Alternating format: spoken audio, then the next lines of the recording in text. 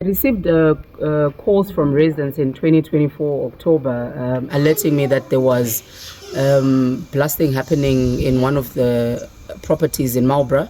And when I sent the Council Development Control Unit to go on site, they went through on site, they saw that there was mining happening. I also reported it to Emma, I reported to Marlborough ZRP, and they all went through and made sure that they did the site visits, and Emma and the development control actually told them to stop.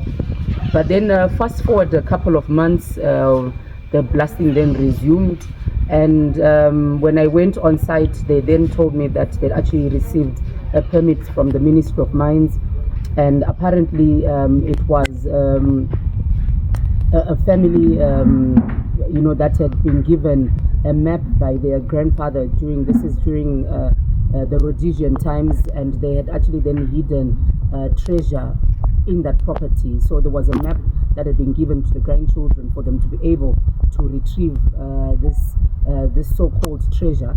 So they then went and they convinced the property owner of that particular house to give them access and to give them also the right to then start mining. But going forward, a lot of complaints have been happening from the residents. The residents have also done a petition.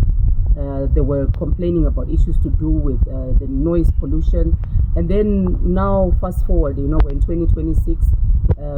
We have had structural engineers who've come through to different properties to actually do investigations to see the structural damages that are happening to the residences in our community. And I think where we are here at number 4 Forester, we've taken a tour and we have seen the cracks that are happening to the house.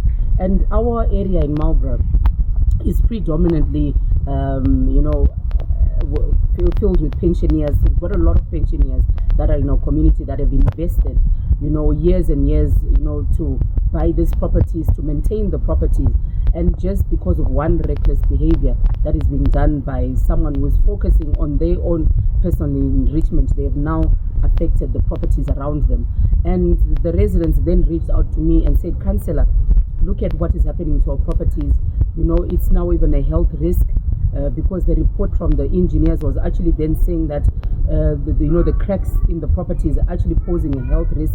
They could actually collapse at any given moment, on any of the properties. And these are pensioners with health conditions. The property owner here, as we're moving around with him, we couldn't even go around with him for more than 5 minutes because he's got health issues. So these are some of the concerns, and I wanted to take up. I know a lot of things happen in Harare and in Zimbabwe, and we need to really look into how the Ministry of Mines could actually then approve of such a development where you then see mining happening right in the smack of a residential property surrounded by other properties. Some of these properties were built in the 70s. So imagine the amount of years that have been invested, and then all of that to then go to waste.